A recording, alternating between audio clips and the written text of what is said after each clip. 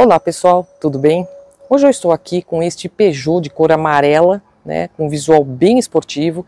Ele não é bem um 208, ele é um E208.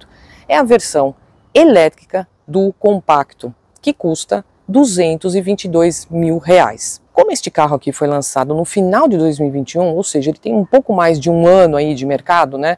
Eu acho que vale a pena fazer uma avaliação diferente dele, fazer uma avaliação para mostrar como é que ele é no dia a dia, uma avaliação mais prática. Essa é a proposta que eu tenho aí para esse vídeo e para vocês, tá bom? Eu sou a Lúcia da Via Digital e eu gostaria que você se inscrevesse no nosso canal, né? E desse o like, porque eu acho que esse vídeo vai ser bem útil para vocês.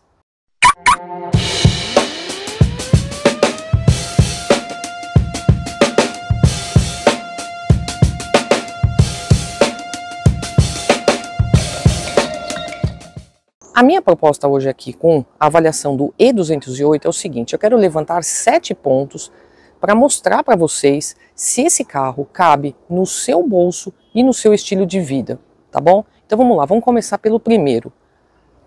Preço dele como 0 km.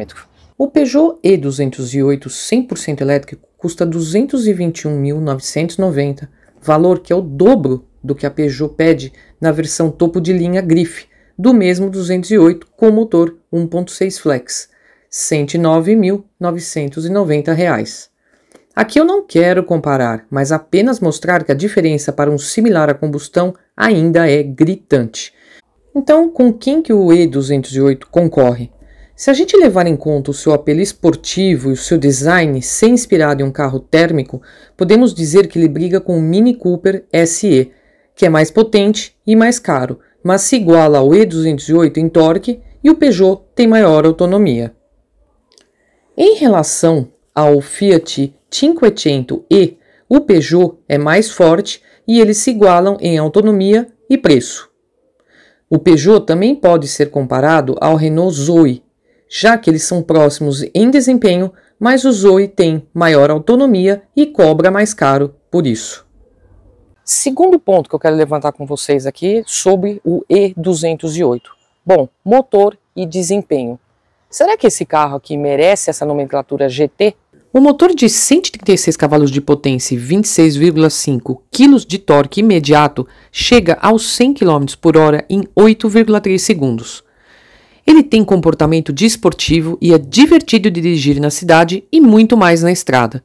Como todo elétrico, tem fôlego de sobra e entrega acelerações e retomadas muito fortes. O E208 pode rodar em modo Eco, que reduz sua força em 1/3, mas é uma boa opção no trânsito da cidade. Fizemos um bom percurso também em estradas, no modo normal e também no modo Sport, onde o 208 faz jus à nomenclatura GT. A sensação de esportividade é acentuada com o volante pequeno e de base achatada e a direção elétrica, que fica mais pesada nas altas velocidades. Com um conjunto de bateria na parte inferior e centro de gravidade mais baixo, o E208 fica bem à mão nas curvas, apesar de que com esse layout ele raspe no nosso sofrível asfalto. Por falar nisso, o acerto de suspensão é um pouco mais firme e por vezes pode incomodar. O terceiro ponto que eu quero mostrar para vocês é o seguinte: acabamento e conteúdos. Vamos dar uma avaliada para ver o que esse carro traz? Interior é mais requintado que as versões do 208 nacionais, de qualidade superior, acabamentos emborrachados e macios e até um plástico que imita carbono, mas de bom gosto. A central multimídia é de 10 polegadas com pareamento por cabo. Painel de instrumentos com efeito em 3D, um espetáculo. Bancos esportivos com apoios laterais com revestimento de couro e suede, ou seja, um habitáculo que você veste. Abaixo do multimídia, as teclas tipo piano, a alavanca joystick de marchas e o volante pequeno de base achatada completam o iCockpit, uma marca registrada da Peugeot. Tem ainda ar-condicionado automático e teto panorâmico. Na segurança, 6 airbags, assistente de permanência em faixa, que corrige a trajetória, alertas de ponto cego e de colisão, piloto automático inteligente ou adaptativo e reconhecimento de placas de trânsito são os principais itens. Quarto ponto sobre o E208 da Peugeot: manutenção e revisão. Como que será que esse carro sai nesses quesitos? Não são todas as concessionárias e todas as cidades que possuem manutenção para esse tipo de carro. A Peugeot, por exemplo, tem 3 lojas em São Paulo e atende em outras 6 capitais: Rio, Brasília, Recife, Curitiba, Florianópolis e Porto Alegre, além de uma em Campinas, interior de São Paulo. As revisões têm preços um pouco acima se a gente comparar com o modelo 1.6, mas no total elas ficam mais em conta por serem mais espaçadas. Como vocês podem ver aí, no caso da versão 1.6, até 60 mil quilômetros, ou a cada 10 mil que você faz a revisão, vai custar R$ 5.279. O elétrico, até 100 mil quilômetros, fazendo revisão dele a cada 20 mil quilômetros, vai custar R$ 5.851. Já que é um carro elétrico, ele vai dispensar filtro de combustível, filtro de ar, velas, embreagem, óleo e filtro do motor, sistema de exaustão, correia, bomba d'água, ou seja, muito menos itens do que o modelo a combustão tem e exige aí uma maior manutenção. Em resumo, eu acho que os preços de revisões estão bem adequados e acredito que a manutenção do elétrico seja tranquila até os 100 mil quilômetros. Neste caso, eu vejo vantagens em ser um carro bem parecido com o 208 que aqui importamos da Argentina, enquanto o elétrico é produzido na Eslováquia. Mas ele também tem peças que são compatíveis ao modelo argentino. Depois de vocês verem como é que ele se sai na parte de manutenção, como será que é o Peugeot E208 com o seguro? Fizemos uma cotação comparando o seguro do E208 e o 208 Grife. Em um perfil conservador, o E208 custaria R$ 6.300 e, com o mesmo perfil, o 208 Grife seria de R$ 3.150. Custa o dobro, porque esta é a relação de preço entre eles, então está dentro do esperado. Mas é um seguro caro, muito em função de seu caráter esportivo, itens exclusivos que dificultam sua reposição, e por ser um GT e seu desempenho feito para quem gosta de acelerar. Essas características encarecem o seguro de qualquer esportivo. A gente já falou aí de alguns aspectos, como a manutenção e o seguro. Como será que é a relação desse carro com a sua depreciação? Será que um elétrico como ele deprecia muito? Eu realmente tinha dúvidas em relação a isso. Acho que você vai se surpreender, veja aí. Fizemos uma pesquisa em plataformas de carros usados, sendo que o elétrico ainda tem poucas unidades à venda.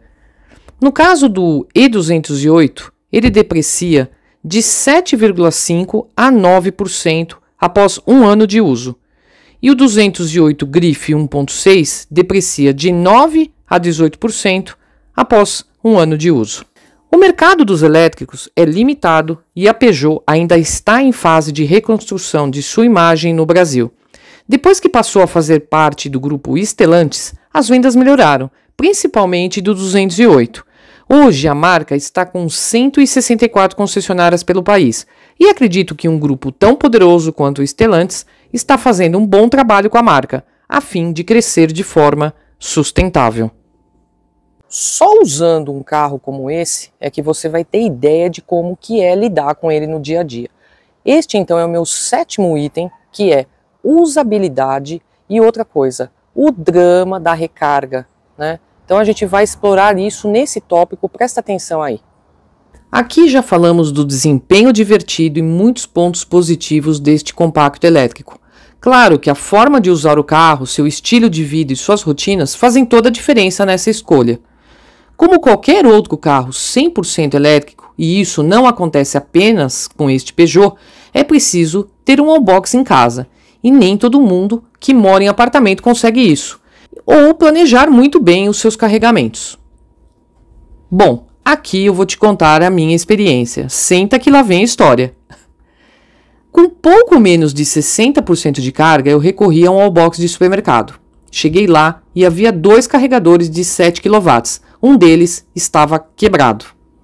O outro carregando um modelo elétrico. Para minha sorte, o dono do carro ao lado saiu na sequência e eu comecei a carregar o E208. Eu tive de baixar um aplicativo e, ainda sem ser cobrada, acionei o carregador. No painel do carro dizia que levaria cerca de 2 horas e meia para completar a recarga, mas eu não tinha tanto tempo para esperar.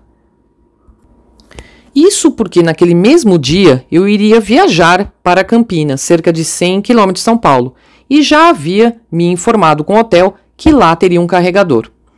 Entrei no mercado, só por entrar, tomei um café, fiz uma compra desnecessária e esperei mais alguns minutos dentro do carro para carregar ali até perto de 70%. À tarde, peguei estrada e ao chegar ao hotel em Campinas, um bom hotel, tá?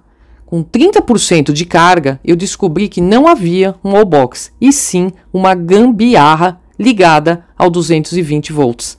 Ele passou a noite plugado e me entregaram o carro na manhã seguinte com 80% de carga.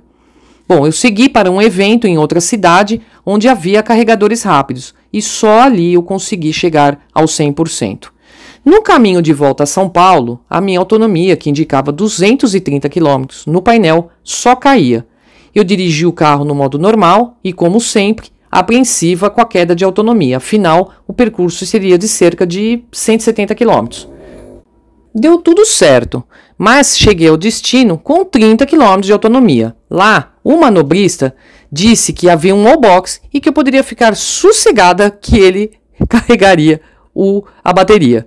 Bom, passada 2 horas do meu compromisso, ele devolveu o Peugeot até eu descobrir que não havia carregado 1%. Ele disse que não sabe o que aconteceu. Bom, eu sabia o que não tinha acontecido, né?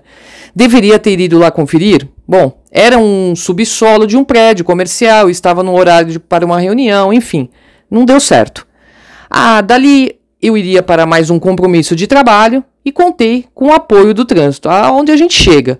Nunca eu fiquei tão feliz de pegar congestionamento, que ajudou e bastante a regenerar a bateria e manteve o E208 firme nos 30% de carga. No local onde eu fui, não havia tomada e só me restou chegar em casa dirigindo bem tranquila, pisando devagar no pedal, no modo eco, que é bem travado, sem ar-condicionado e com menos de 20% de carga. Ou seja, como eu não tenho wallbox em casa, teria que planejar ir a algum lugar que eu não precisava, como um shopping, um mercado, no dia seguinte para fazer a recarga. Vocês entenderam que com esse estilo de vida que eu tenho, de viagem, vários compromissos, sem tempo, fica difícil manter um elétrico dependendo de recarga alheia? Então, aí sim valeria um investimento em um wallbox. Não.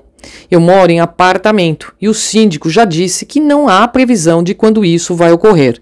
Ou seja, confesso para vocês que eu passei perrengue e toda vez que eu chegava perto de um posto de gasolina, eu ficava com inveja de quem podia parar e abastecer em 5 minutos.